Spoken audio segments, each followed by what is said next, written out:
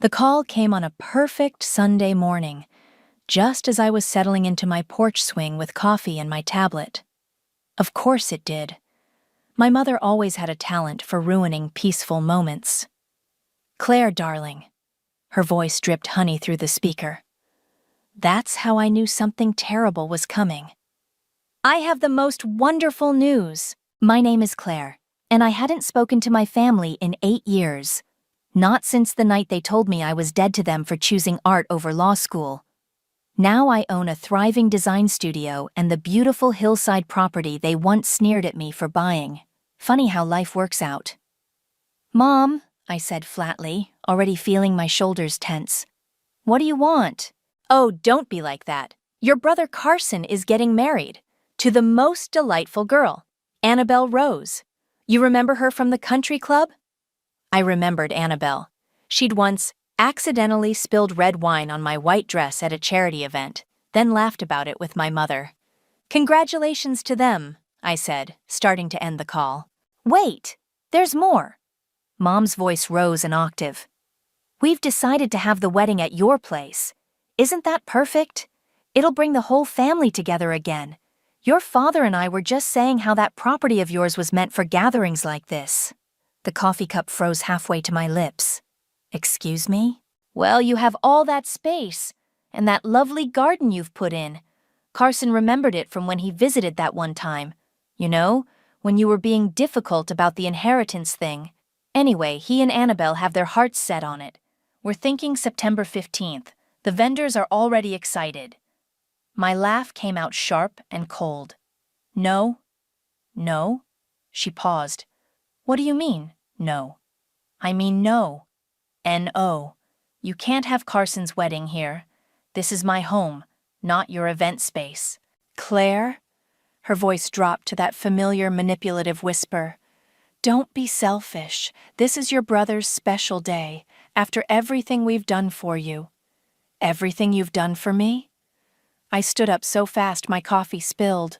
"Like kicking me out at 18? Or stealing my inheritance?" "Oh, please, not this again.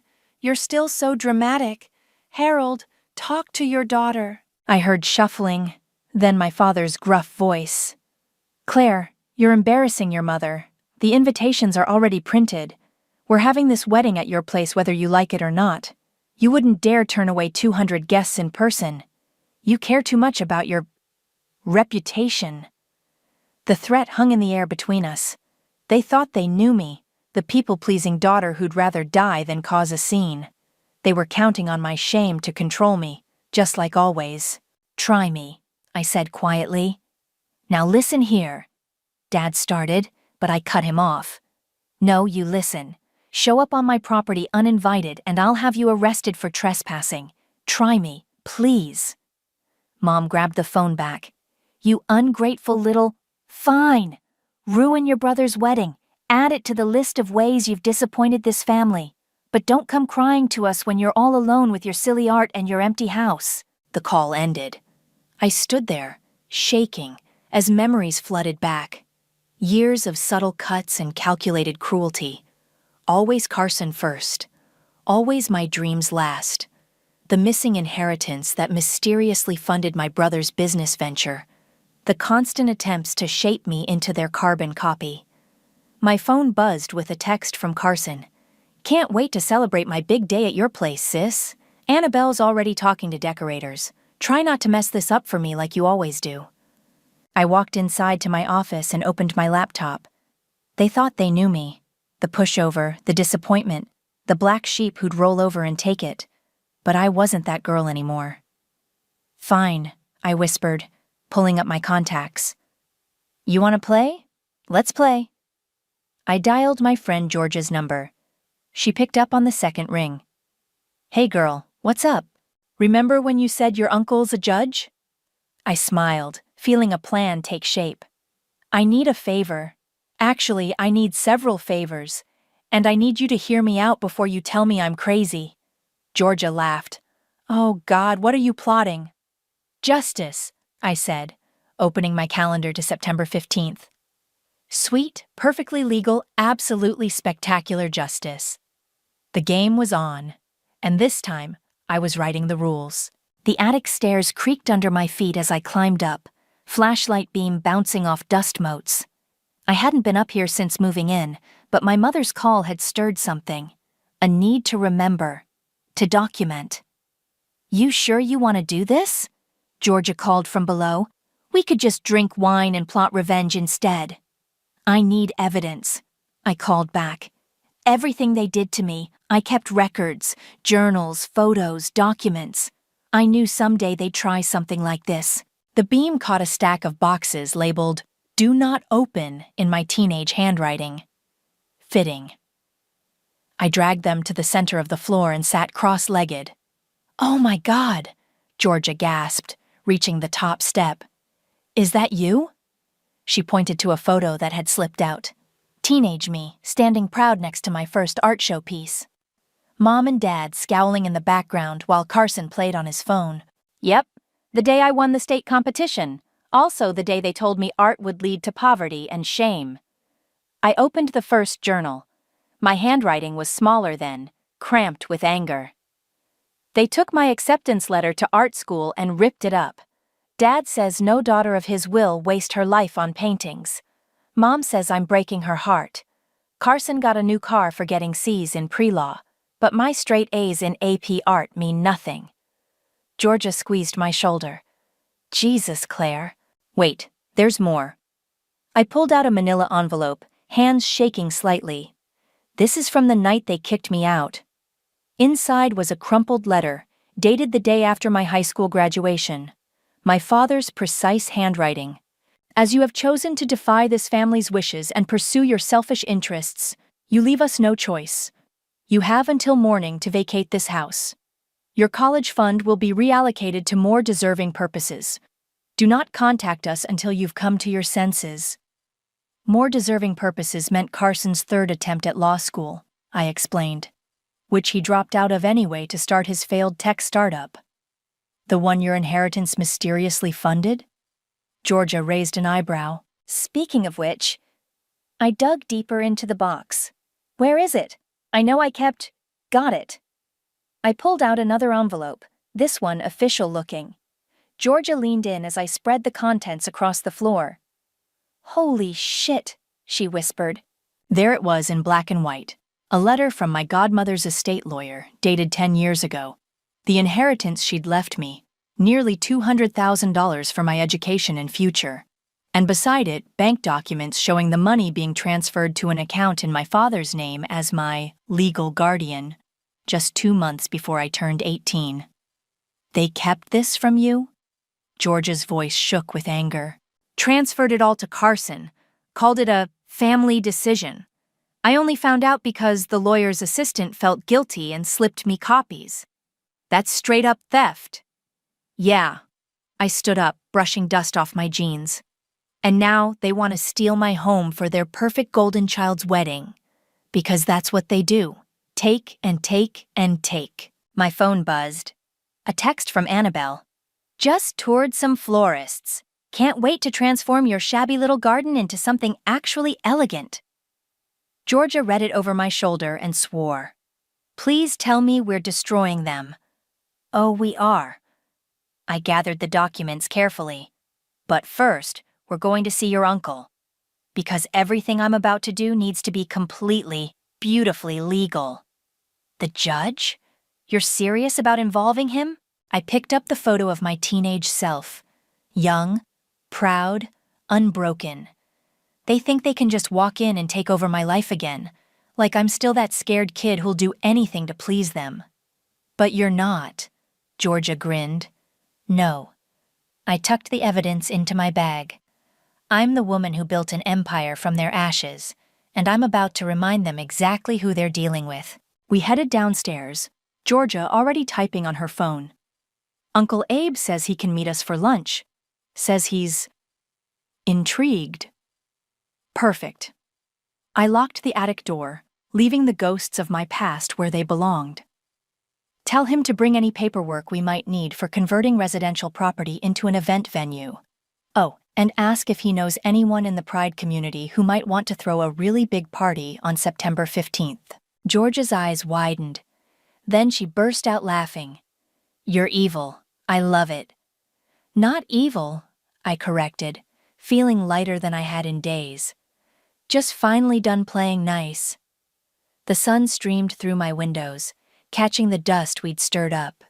It looked almost like glitter, like magic, like karma, getting ready to dance. So let me get this straight, Judge Abraham said, peering at the documents spread across his desk. Your family stole your inheritance, kicked you out, and now they're trying to commandeer your property for a wedding you've explicitly refused to host? That's the short version, I nodded, watching him flip through the paperwork. The long version involves years of emotional abuse and about 50 more examples of my brother getting everything while I got nothing. Georgia, perched on the office windowsill, held up her phone. And look at this. They're already advertising the venue online. Claire's address and everything. Abraham clicked through Carson and Annabelle's wedding website. Sure enough, there was my house, my gardens, even my custom-built fountain featured in their photo gallery. Our dream venue, the caption read, where family traditions begin. The audacity is almost impressive, Abraham mused. But legally, they don't have a leg to stand on. This is clear trespassing if they proceed. I want more than just keeping them out, I said. I want consequences, real ones. The inheritance theft has a statute of limitations, I finished. I checked. But that's not what I'm after. I want to turn their own weapon against them. Public shame. Abraham leaned back, a slight smile playing at his lips. Go on. I want to legally rent out my property as an event venue, specifically to the Rainbow Coalition's annual Pride Festival. On September 15th. Georgia snorted. Dad's going to have an aneurysm. He nearly disowned Cousin Mike just for attending Pride last year. It gets better. I pulled up my laptop. Look what I found when I Googled Carson's new company. The screen showed a business news article. Rising tech star secures conservative family values investment group funding. He's been marketing himself as this traditional values warrior, I explained. Getting backing from all these ultra-conservative investors. The wedding's supposed to be his big society debut. And instead of a fancy country club ceremony, Georgia cackled, he's going to walk into a full-blown Pride festival. Abraham studied me carefully. You understand this will burn every bridge? Your family will never forgive this. There's nothing left to burn, I said quietly. They made sure of that a long time ago. He nodded, reaching for his phone. I know someone who handles event permits, and the Rainbow Coalition's director owes me a favor. Give me an hour. While Abraham made calls, I checked my email. 3 new messages from my mother, each more demanding than the last. The final one included a detailed list of minor renovations they expected me to complete before the wedding. They really think they own your place, Georgia said, reading over my shoulder. They think they own me, I corrected. That's why this has to be perfect. That's why... My phone buzzed. An unknown number. The text made my blood freeze. Hey, stranger. Heard about Carson's wedding. Your mom suggested I reach out. Would love to catch up. Lance? Who's Lance? Georgia asked. My ex. The one they tried to marry me off to right before everything fell apart. I showed her his Instagram profile. Corporate lawyer, family approved, total snake. Damn, they're really pulling out all the stops. They think he's their secret weapon, the one that got away who will make me nostalgic and compliant. I smiled grimly. They have no idea they just handed me another piece of ammunition. Abraham hung up his phone. Good news. The coalition is thrilled. They'll have permits filed by tomorrow. Now, about that inheritance. I thought you said the statute of limitations. For criminal charges, yes, but civil suits? His eyes twinkled. Those have different rules, especially when there's documented fraud involved. I sat straighter. I'm listening. File the suit the day before the wedding. When they show up with their guests and find a Pride festival instead of their venue, they'll cause a scene, guaranteed. And when that scene goes viral, the conservative investors will run screaming. Georgia finished. Brilliant. My phone buzzed again. Carson this time. Hey sis, Mom says you're being difficult. Don't worry, we've got it handled. Lance is coming to talk sense into you, just like old times. I showed the message to Abraham. Can we add harassment to that civil suit? Oh yes, he said, pulling out fresh paperwork. We can add quite a lot. I spent the next hour signing documents, each signature feeling like another nail in my family's coffin of consequences. By the time we finished, the Pride Festival was officially booked, permits were in process, and a civil suit was ready to drop like a bomb. Last chance to back out, Abraham warned. I thought of all those years of pain, of watching Carson get everything while I got nothing, of my mother's manipulation and my father's dismissal. No, I said firmly. It's their turn to lose something. Georgia raised an imaginary glass. To karma. I smiled, feeling dangerous and alive. To karma. The email from my mother arrived with a dozen attachments. Just some precious memories to remind you of family, the subject line read. I opened the first photo and felt my jaw clench. Me at 6, standing in front of our old house, Dad's hand gripping my shoulder too tight, Mom's plastic smile, Carson front and center with a trophy for participation in T-ball. Look how happy we were, Mom wrote, before you became so difficult. Georgia appeared behind me with 2 glasses of wine. More manipulation. Old photos. They're trying to guilt me with childhood memories. I scrolled through them. Oh, this is rich. They included pictures of Lance. There he was, at my high school graduation. While I stood in my valedictorian robe, he was already cozying up to my mother. I remembered that day clearly. He'd spent more time discussing law firms with my father than celebrating with me. My phone lit up. Speaking of the devil. Claire! Lance's smooth voice filled my kitchen. You're looking gorgeous on LinkedIn these days. What do you want, Lance? Can a guy check in on an old flame? Your mom mentioned... Of course she did. I put him on speaker so Georgia could hear. Let me guess. She asked you to convince me about the wedding? He laughed that practiced lawyer laugh. Always so direct. How about dinner? For old time's sake? I'm in town next week and... Still married to your job? Or did that paralegal finally wise up and leave? Silence. Then, you've gotten bitter, Claire. No, I've gotten successful, without anyone's help. But hey, tell my mom you tried. Bill her for your time. She loves throwing money at people who do her dirty work. I hung up as Georgia slow clapped. Brutal. I love it. My laptop pinged. A new email from Annabelle CC'd to half the country club. Wedding update. Claire's being so generous with her lovely home. Here's our final vendor list. I scanned the attached spreadsheet, blood boiling. They'd booked everything. Caterers, florists, valet parking, all under my name and address. They're really doing this, Georgia whispered. They actually think they can just... Oh, but wait, it gets better. I opened the next email. They're billing me for it. There it was, a $45,000 catering invoice in my name. Mom's email followed quickly. Oops. Didn't mean to put your card down, sweetie. But since it's already processed, they're trying to trap you financially, Georgia realized. Make you invest so much you can't back out. Classic move. Dad did the same thing when he forced me into pre-law courses. I forwarded everything to Abraham, but they forgot something important.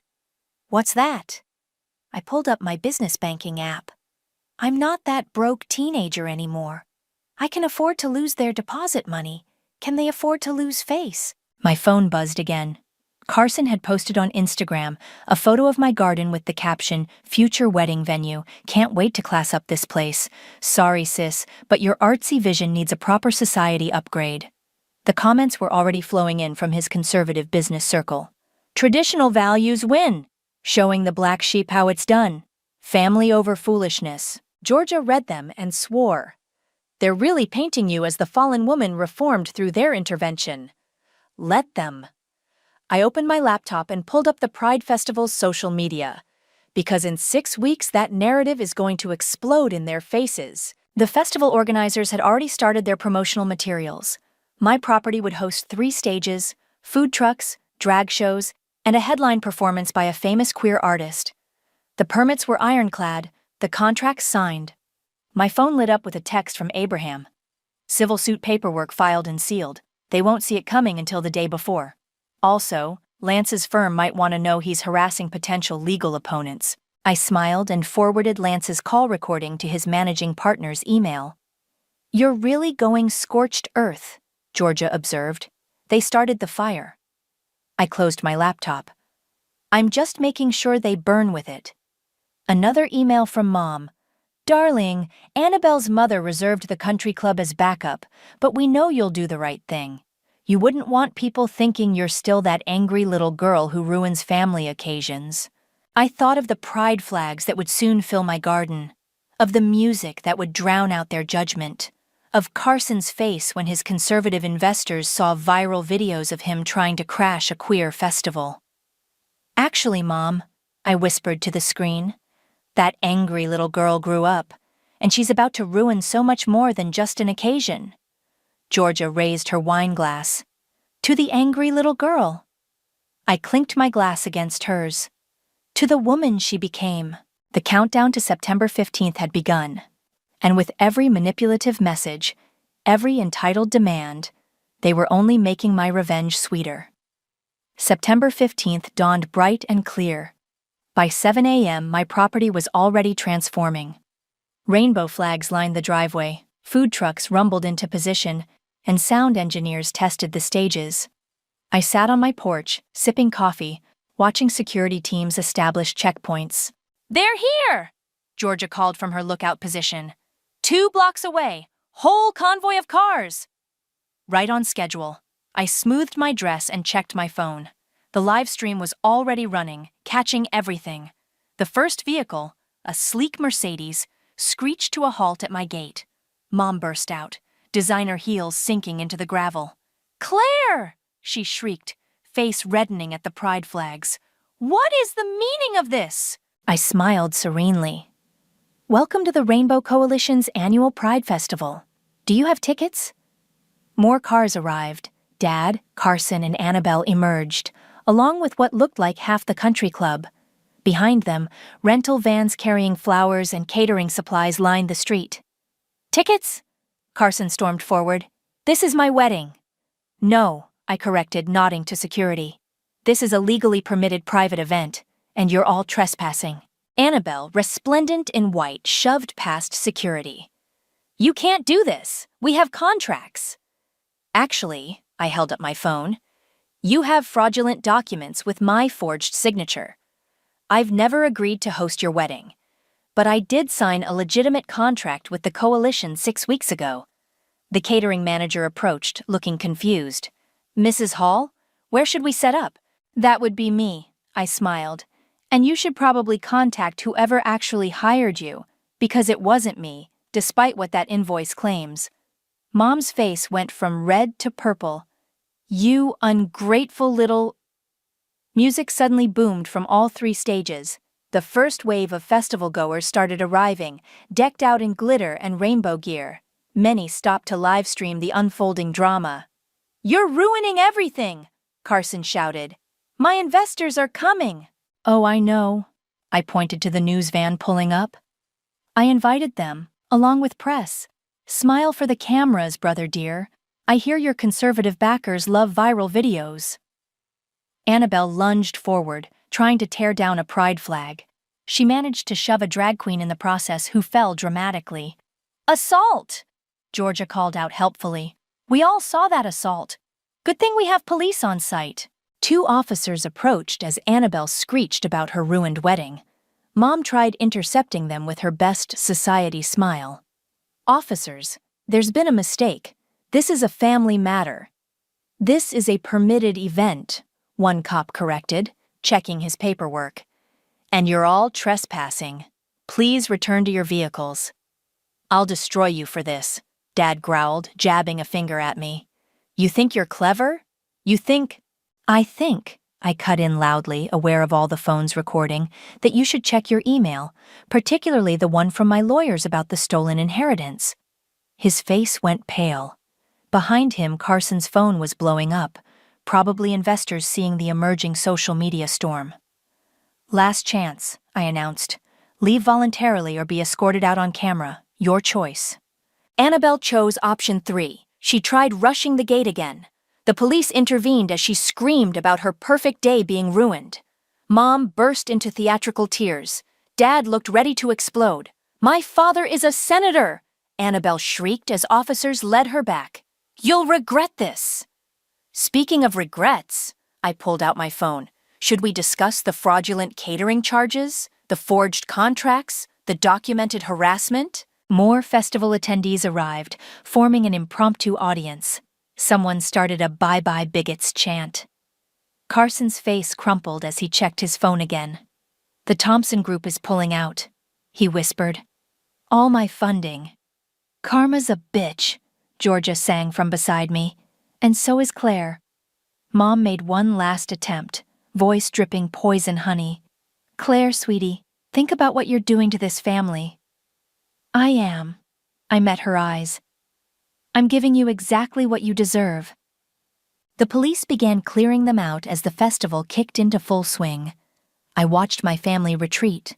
Mom crying, Dad raging, Carson frantically calling investors, Annabelle having a full meltdown in her wedding dress. Georgia bumped my shoulder. "How does it feel?" I watched the last of their cars disappear, replaced by an endless stream of festival goers. Music pumped through my gardens, joy and celebration replacing what would have been my family's toxic pageantry. "It feels," I said, accepting a rainbow flag from a passing dancer, "absolutely perfect." But the day wasn't over, not even close, because in exactly 1 hour, their lawyers would receive notice of my civil suit. And then the real fireworks would begin. I settled back into my porch swing, surrounded by music and laughter, and waited for the next wave of chaos to hit. The video hit 2 million views by midnight. Entitled "Wedding Party Crashes Pride Festival, Chaos Ensues," the comments section was a battlefield of support and outrage. "Did you see the bride try to assault that drag queen?" Georgia scrolled through her phone. "That clip alone has gone viral." My own phone hadn't stopped buzzing since the event ended. Most surprising was the message from Lance's law firm.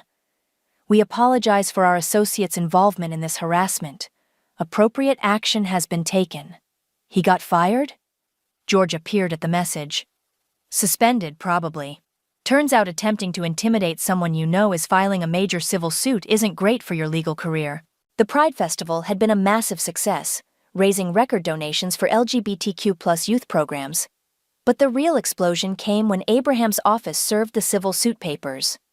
My laptop pinged with an incoming video call. Dad's face appeared red and contorted. "You little snake," he spat. $2 million? You're suing us for $2 million? Plus interest, I corrected calmly. "The documentation is quite clear about the inheritance theft. Would you like me to share my screen and review it together?" Mom shoved into frame. "We did what was best for this family. Carson needed my money, just like he needed my house. Funny how that works." "The investors are pulling out." Carson's voice cracked from somewhere off screen. "All of them. Do you know what you've done?" "Exposed you?" Yes, that was rather the point. A new email popped up from the church board where Dad served as deacon. The subject line: "Emergency meeting regarding recent events." "Oh, look," I forwarded it to them. The church board got my evidence package. They seem particularly interested in the financial fraud documents. Dad's face went from red to white. "You wouldn't dare?" "I already did. Check your inbox. I sent copies to every board member, along with video highlights from today's festival. You know, where you tried to physically intimidate me on camera?" Mom burst into tears. "After everything we've sacrificed." "Save it for court," Georgia called from behind me. "I'm sure the judge will love your performance." Annabelle appeared, Mascara streaked down her face. My mother's friends are all sharing that horrible video. Our reputation is ruined. Welcome to consequences, I said. How does it feel to not get your way for once? My phone lit up with a text from Abraham. Local news wants to interview you. Your story's gaining traction. Also, opposing counsel already reached out about settlement talks. I held up my phone to the screen. See that? Your lawyers know you can't win this. The evidence is ironclad. So here's what's going to happen. You can't dictate terms to us, Dad thundered. We're your parents. No, I corrected. You're defendants in a civil suit, and you're going to settle. You're going to publicly apologize, and you're going to repay every penny you stole, with interest. Or what? Carson challenged. Or I take this to trial. Every document, every email, every manipulative text becomes public record. How do you think your remaining investors will feel about that? Mom's tears dried instantly. You wouldn't. Try me. Oh, and Dad, the church board meets tomorrow at 9. I've been invited to present my evidence in person. Shall I tell them you said hello? The screen exploded with overlapping voices until Georgia reached over and hit mute. I think they get the point, she grinned. My phone buzzed again. A news notification. Wedding drama goes viral. Local businesswoman exposes family's attempted property takeover. Below it, a message from an unfamiliar number.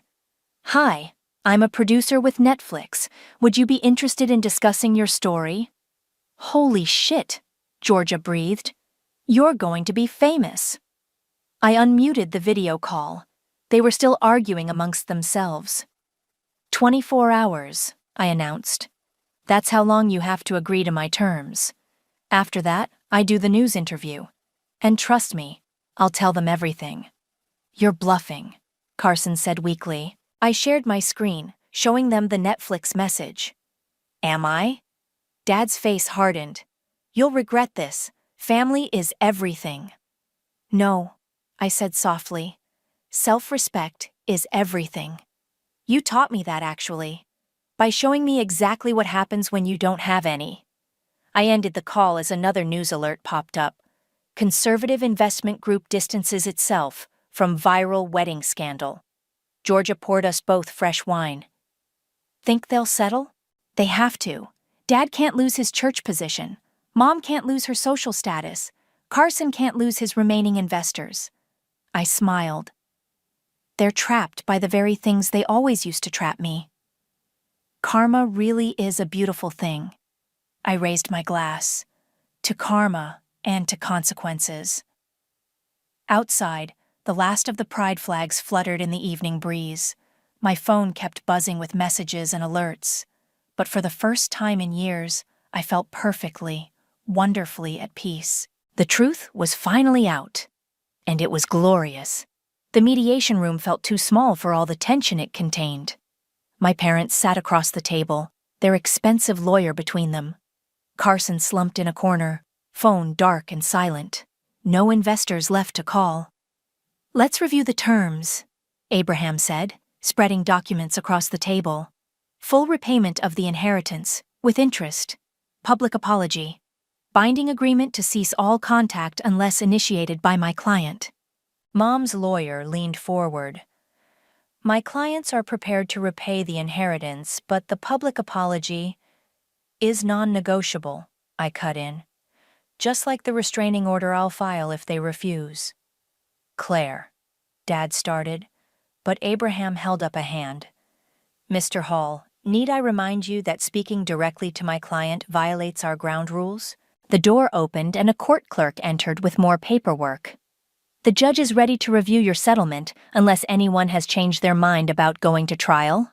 Mom's perfect makeup couldn't hide her flinch. Trial meant discovery. Discovery meant every ugly detail becoming public record. We'll settle, their lawyer sighed. I watched them sign paper after paper. With each signature, years of control slipped away. When they reached the public apology draft, Dad's hand shook. This will ruin us at church, he whispered. Should have thought of that before stealing from your daughter, Georgia muttered from her spot by the window. Carson finally spoke up. "What about Annabelle?" "What about her?" I asked. She left. Said she can't marry into a family with this kind of scandal." "Sounds like a personal problem." Mom sniffed dramatically. "Are you happy now? Destroying your brother's happiness?" Abraham cleared his throat. "Mrs. Hall, the next violation of our speaking rules will end this mediation. Would you prefer to face a jury?" She fell silent, but her eyes burned with familiar venom. I'd seen that look so many times growing up, right before she'd tear into me about being difficult, ungrateful, wrong. But I wasn't that little girl anymore. The clerk returned with the judge, who reviewed our settlement quickly. "Everything appears in order," she said. "The public apology will be posted by 5 p.m. today.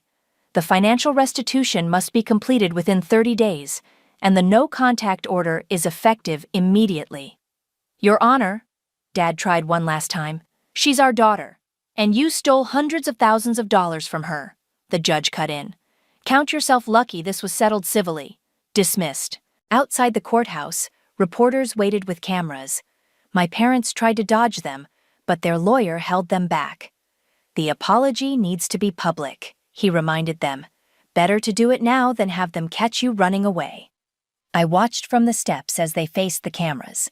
Dad's carefully crafted statement felt like victory.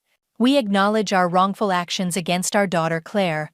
We misappropriated her inheritance and attempted to seize control of her property. Our behavior was unconscionable. We accept full responsibility and will make complete restitution." The questions exploded. Why did you steal from your own daughter? Was this pattern of behavior?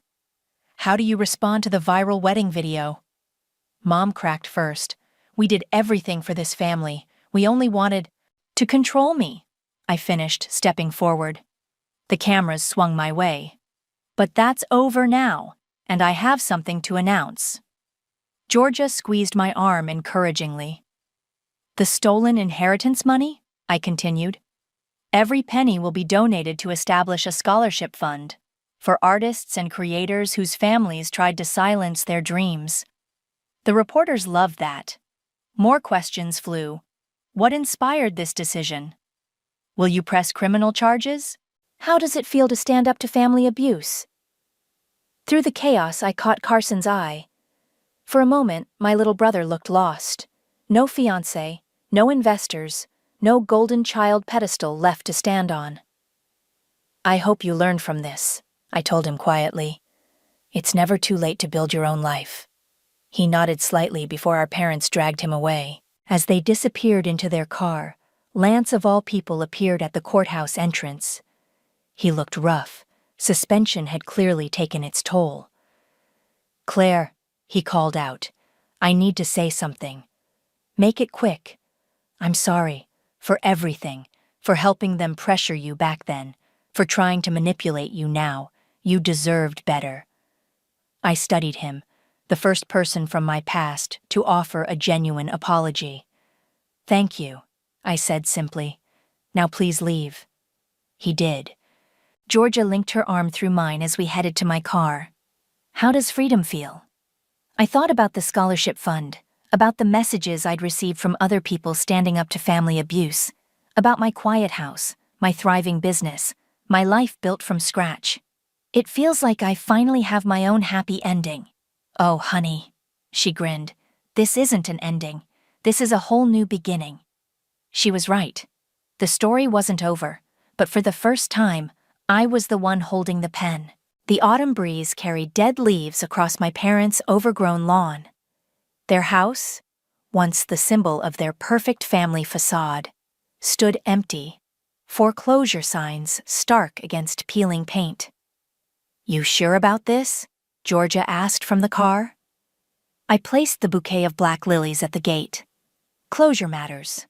My phone buzzed with another interview request. The documentary crew wanted final shots for their series. Family, Fraud, and Freedom had become Netflix's latest viral hit. More importantly, it had sparked a movement of others sharing their stories of standing up to toxic families. "Did you see Carson's new apartment?" Georgia scrolled through social media. Studio above a laundromat. Quite a change from his penthouse. Mom and Dad can't bail him out anymore. Not since the church board stripped Dad of his position and their social circle crumbled. A car slowed as it passed, probably another rubbernecker hoping to spot the family from the viral video. Mom and Dad had fled to a distant cousin's guest house, their carefully constructed reputation in shambles. Ready to go? Georgia asked. The scholarship committee meets in an hour. I took a final look at my childhood prison. Yeah, let's do something that actually matters. At the community center, dozens of young artists waited nervously with their portfolios.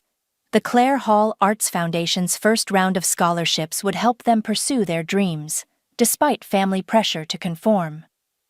My parents threatened to cut me off if I chose dance over medical school, one girl told me, clutching her application. Your story gave me courage to choose myself. Good, I squeezed her shoulder. Never let anyone dim your light.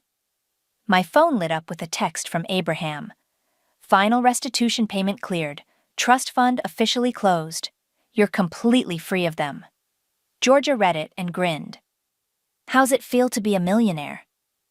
Like responsibility, I replied, watching more applicants arrive. Like turning poison into medicine. The scholarship review began. Each student shared their story, of art suppressed, of dreams denied, of families who saw difference as defiance. With each one, I saw echoes of my younger self. My dad says art isn't a real career, a teenage boy explained, showing his photographs. But it's who I am.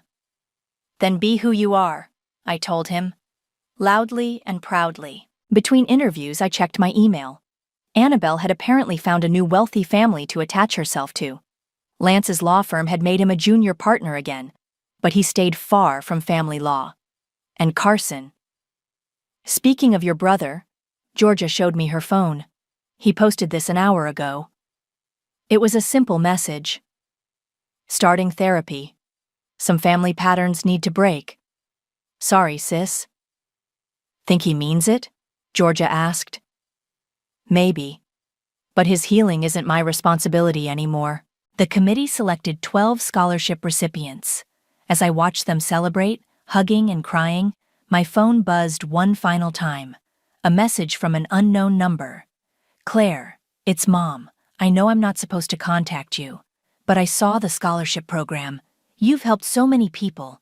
Despite everything I did wrong, you became someone amazing. I'm sorry I couldn't see it sooner. Georgia read it over my shoulder. You going to respond? I thought about it. Really thought about it. Then deleted the message. Some chapters need to stay closed, I said. Besides, I have a family now. It's just not the one I was born into. Georgia hugged me tight. Damn right you do. Outside, the scholarship recipients posed for photos. Their joy radiated brighter than any country club wedding could have. This was real legacy, turning years of pain into possibility for others. The documentary team wants to film the scholarship ceremony next week, Georgia mentioned. You ready for more spotlight?